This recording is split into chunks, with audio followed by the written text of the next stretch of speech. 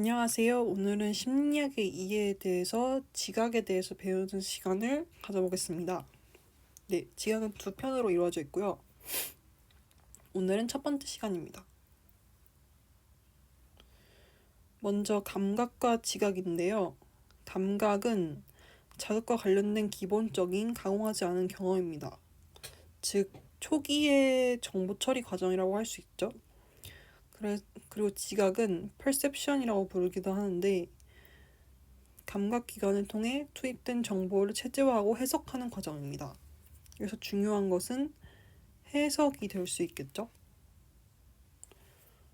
감각은 초기 과정이 중요합니다. 감각 자극의 특징을 알아보도록 하겠습니다.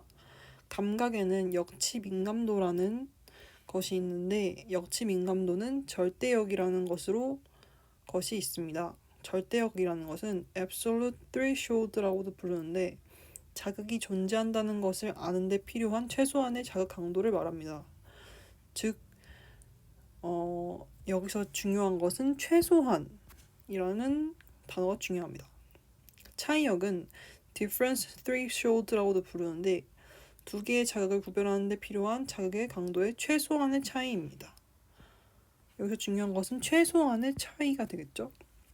그래서 즉 최소 가지 차이라고도 불리는데 최소 가지 차이는 JND라고도 많이 쓰입니다.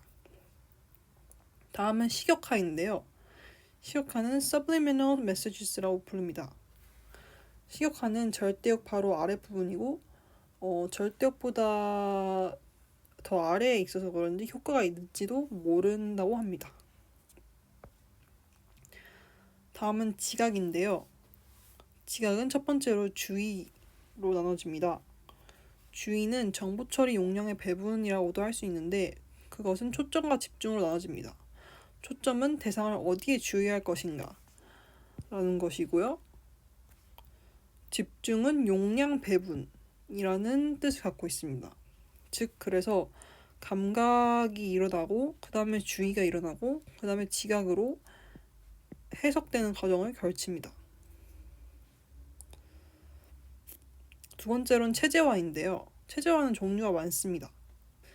체제화에는 정경과 배경이라는 것이 있는데 어떤 부분은 정경으로 나머지는 배경으로 보인다는 이론입니다. 예로는 볼테르의 초상과 반전 도형이 있는데 한번 찾아보시면 좋을 것 같고요. 두 번째로는 집단화입니다. 집단화에는 근접성이라는 것이 있는데 가까운 것끼리 집단화된다는 뜻입니다. 이렇게 가까운 것끼리 묶여서 보이죠. 그 다음으로는 유사성인데요.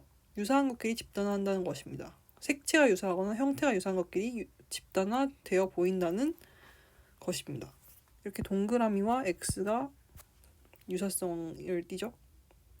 다음은 연속성인데요. 연속적인 것을 집단화한다는 뜻입니다. 예를 들자면 이렇게 동그라미들이 이렇게 있으면 이렇게 연속된 것들이 집단화돼서 보일 수 있다는 것이죠. 다음은 완결성인데요. 불완전한 것을 완전한 것으로 메워본다는 뜻입니다.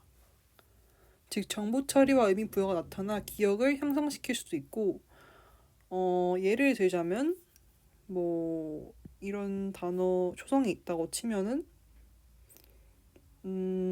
이거를 귀여워라고 이렇게 생각하는 것이 완결성의 원리입니다.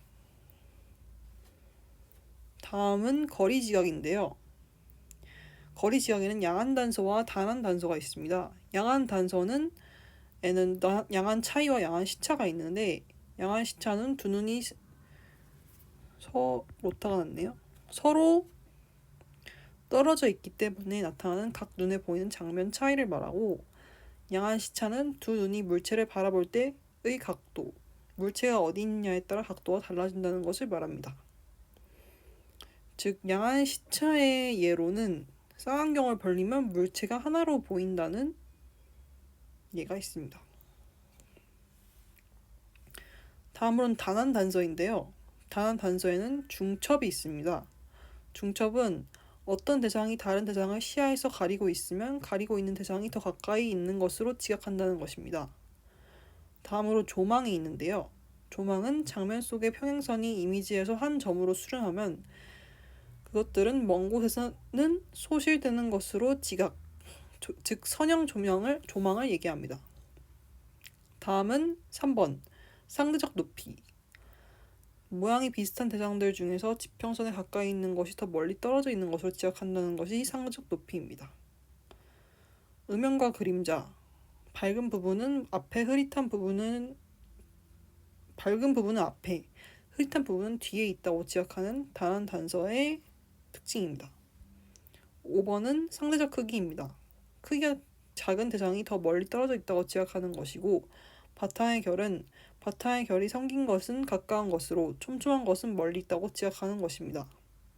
7번은 상대적 운동입니다. 차 타고 갈 때 창밖을 보면 알 수 있는 것인데, 빨리 움직이고 있을 때 가까이 있는 대상들은 반대 방향으로 빠르게 움직이는 반면 멀리 있는 대상은 같은 방향으로 천천히 움직이는 것처럼 보이는 운동 시차를 얘기합니다. 네, 오늘은 여기까지 하겠고요. 산책하면서 들으시거나 복습을 하시면 좋을 것 같습니다. 감사합니다.